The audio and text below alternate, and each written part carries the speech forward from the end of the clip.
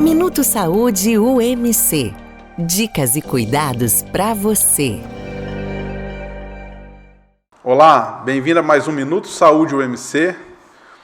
Estamos hoje com o Dr. Valmir Tunala, ele é otorrinolaringologista e ele é cirurgião de cabeça e pescoço. Tudo bem? Tudo bem, Túlio, obrigado pelo convite. A gente falar aqui sobre esses temas importantes aqui pra gente. Queria aproveitar o Júlio Verde para falar um pouquinho sobre câncer de laringe.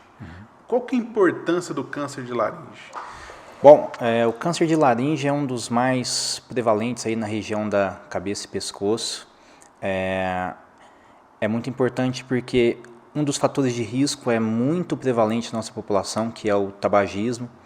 Então, a estatística é que em torno de 7 a 8 mil pessoas desenvolvam esse câncer anualmente.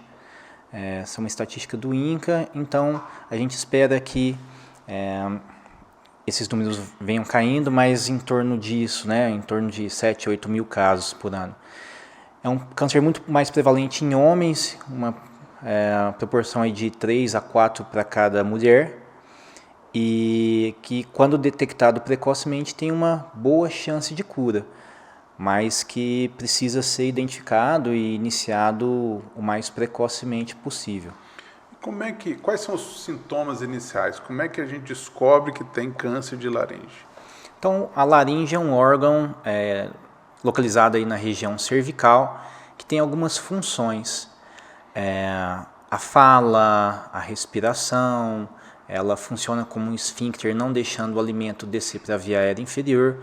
Então, quando a gente apresenta um tumor, por exemplo, de corda vocal, que é uma das partes da laringe, o paciente pode desenvolver um sintoma que é a rouquidão, que é o sintoma normalmente mais precoce desses pacientes. A maior parte dos tumores do câncer de laringe ocorre na região glótica, quer dizer, na região da corda vocal. Então, a maioria dos pacientes tem como primeiro e principal sintoma a rouquidão. Em tumores um pouco mais avançados ou em localizações um pouco diferentes, como por exemplo na região supraglótica, que é acima do nível da corda vocal, a gente pode ter outros sintomas como dificuldade na deglutição, algum sangramento, a depender do tamanho, um pouco de falta de ar. Mas a rouquidão é o primeiro sintoma que tem que levar o paciente a procurar atendimento.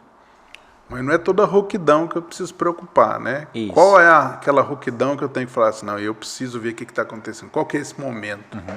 Em geral, a recomendação é toda rouquidão que dure mais do que 15 dias precisa ser avaliada pelo profissional médico. De preferência um otorrinolaringologista que vai fazer um exame que se chama videolaringoscopia, que é um exame pelo qual a gente consegue ver diretamente as cordas vocais. Então, no caso desses pacientes, quando eles possuem essa rouquidão persistente, principalmente quando o paciente tem mais de 40 anos e os fatores de risco, obrigatoriamente a gente precisa investigar essa possibilidade.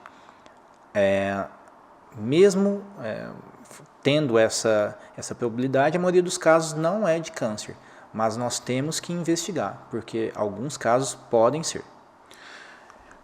Beleza, tem rouquidão, te procurou, você fez a nasovídeo, viu lá uma lesão suspeita. Qual que é o próximo passo? Eu vou biopsiar, quando eu acompanho, quando eu biopsio, como é que...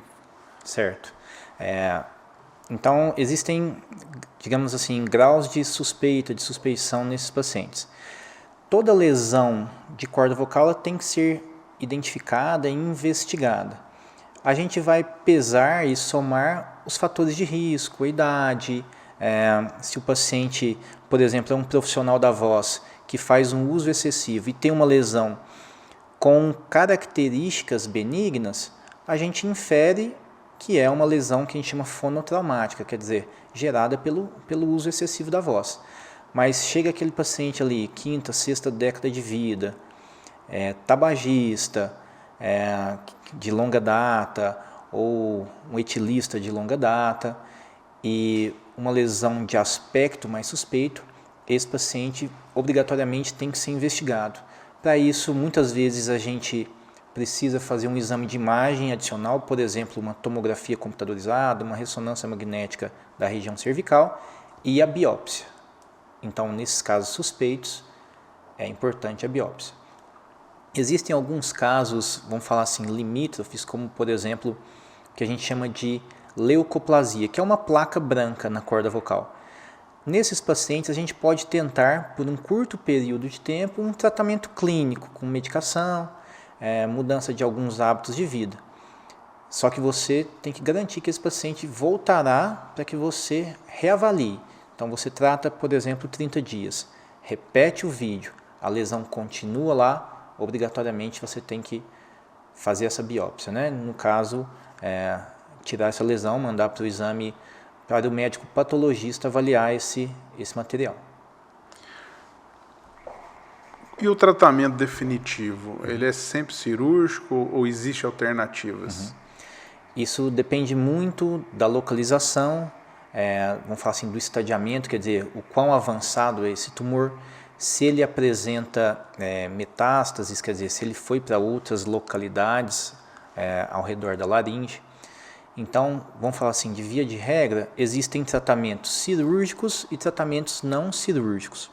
Existem procedimentos cirúrgicos pouco invasivos ou feitos de forma endoscópica, por acesso transoral, quer dizer, por dentro da boca, e existem as cirurgias abertas. E existe o tratamento não cirúrgico, que é radioterapia associada ou não à quimioterapia. Então, na maioria dos casos, são essas as opções de tratamento que a gente tem. O paciente que foi submetido à cirurgia, né? Como é que é a reabilitação, a recuperação desse paciente após? É muito variável de acordo com qual procedimento foi realizado. Então, existem os pacientes que são submetidos aos procedimentos que a gente chama de cordectomia, que é a retirada parcial de uma prega vocal ou de parcial de ambas as cordas vocais. Para esses pacientes, a sequela vocal costuma ser um pouco menor e, na maioria das vezes, ele não vai ter nenhuma sequela para alimentação.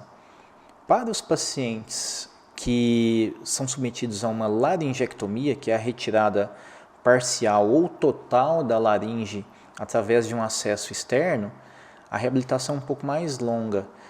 Na maioria das vezes ele precisa ficar com uma sonda de alimentação por um determinado tempo, até que se garanta que ele não vai ter o que a gente chama de aspiração, quer dizer, que o alimento não vai descer para o local errado, no caso da laringectomia parcial, e garantir que a cicatrização esteja completa no caso da laringectomia total.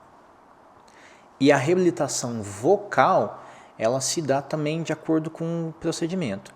Para os pacientes que perderam a laringe completamente, que foram submetidos à laringectomia total, existem alguns mecanismos que devolvem a voz. Existe o que a gente chama de laringe eletrônica, que é um dispositivo vibrátil que o paciente posiciona na lateral do pescoço e ele faz como se fosse a função da corda vocal, faz uma vibração e o paciente articula o som. Fica um som monotonal, quer dizer, uma voz robótica, mas bastante inteligível, ele consegue se comunicar perfeitamente.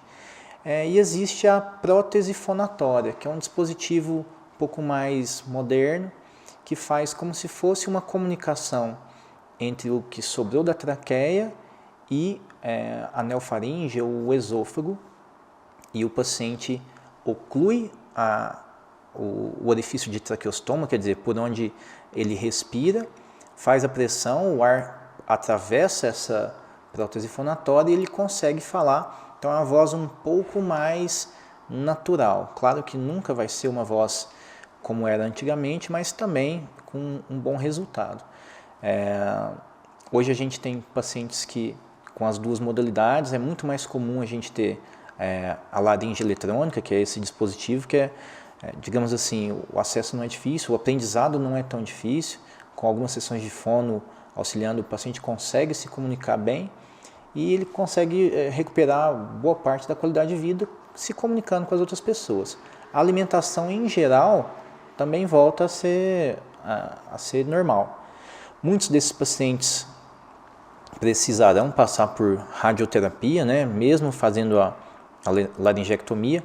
Existem algumas sequelas da radioterapia, mas que com o tempo se ameniza um pouco e a maioria delas a gente consegue contornar com um tratamento clínico. Almir, muito obrigado aí pelos seus esclarecimentos. Obrigado. Minuto Saúde UMC.